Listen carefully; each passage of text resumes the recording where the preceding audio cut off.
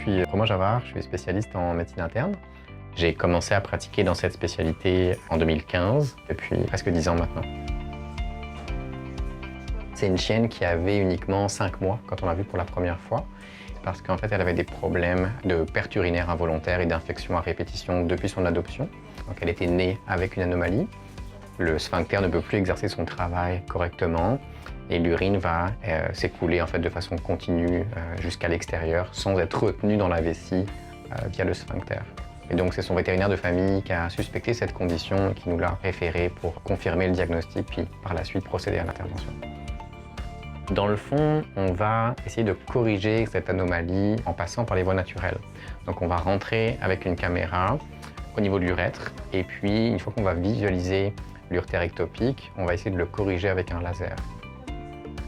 Avec le laser, on va pouvoir aller défaire petit à petit la membrane anormale qui sépare l'urètre et l'urtère. Il faut être très patient parce qu'on avance millimètre par millimètre. C'est très progressif, on essaye d'utiliser le laser seulement sur la membrane qui est anormale et de ne pas endommager les structures avoisinantes évidemment. On est presque à la fin de l'intervention, on voit que le laser nous a permis en fait de défaire la membrane jusque dans la vessie. Là, on est rendu dans la vessie, on n'est plus dans l'urètre.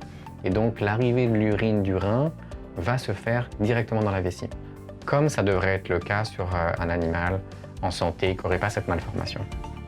L'intervention s'est très bien passée. L'avantage des procédures minimalement invasives, c'est que comme on passe par les voies naturelles, il n'y a pas d'incision chirurgicale.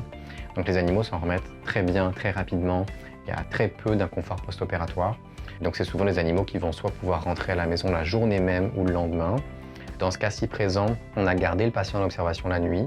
Elle a eu son congé le lendemain, tout s'est bien passé, il n'y a pas eu de complications.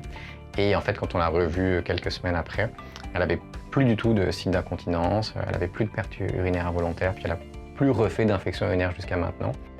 Elle ne prend plus aucun traitement en fait, pour son incontinence, donc ça a été un succès.